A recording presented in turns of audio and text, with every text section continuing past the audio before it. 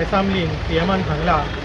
की मायनी बेगीतल्या बेगीन चालू करता, त्या खातीर आमी तेजें अभिनंदन करपाक गेल्ले आनी तेजें आमी आयज सीएमाचें अभिनंदन केल्लेलें आहा आनी सीएमान आमकां सांगलेलें आहा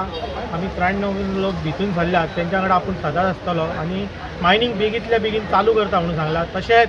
दोन मतदारसंघाचे मये मतदारसंघाचो प्रेमीन शेख आमदार आणि तसो